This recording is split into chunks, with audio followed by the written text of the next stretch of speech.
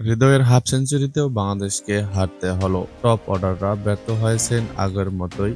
এ সময় মনে হচ্ছিল বাংলাদেশ থেমে যাবে অল্পতেই, কিন্তু তাহিদ হৃদয় হাল ধরেন আরও একবার। তার সঙ্গে হন মাহমুদুল্লাহ রিয়াদ। তাদের দুজনের জুটিতে ১৫০ রানের সংগ্রহ পায় বাংলাদেশ। প্রি-ইডে স্টেডিয়ামে ৩ ম্যাচ টি-২০ সিরিজের প্রথমটি মুখোমুখি হয়েছে বাংলাদেশ যুক্তরাষ্ট্র।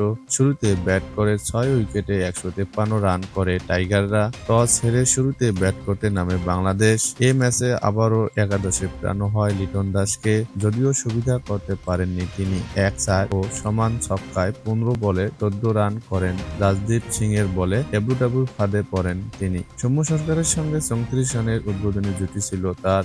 দুই ওপেনার অবশ্য ফিরে যান মাত্র ৪ বলের ব্যবধানে। ৩-৪ ১৩ বলে ২০ রান করে বাউন্ডারি লাইনের কাছাকাছি মিড উইকেটে ক্যাচ দিয়ে সাজঘরে ফেরত যান তিনি। ২ উইকেট পড়ে যাওয়ার পর তাহিদ হৃদয়কে সঙ্গ নিয়ে ইনিংস মোড়ানোর চেষ্টা করেন অধিনায়ক নাজমুল হোসেন শান্ত। তিনিও অবশ্য ব্যর্থ হন। ১১ বল খেলে মাত্র ৩ রান করে স্টিভেন টেইলরের বলেই স্টাম্পিং হন তিনি। শুরুতে ধরে খেলার চেষ্টা করা সাকিব আল হাসানও বড় রান করতে পারেনি।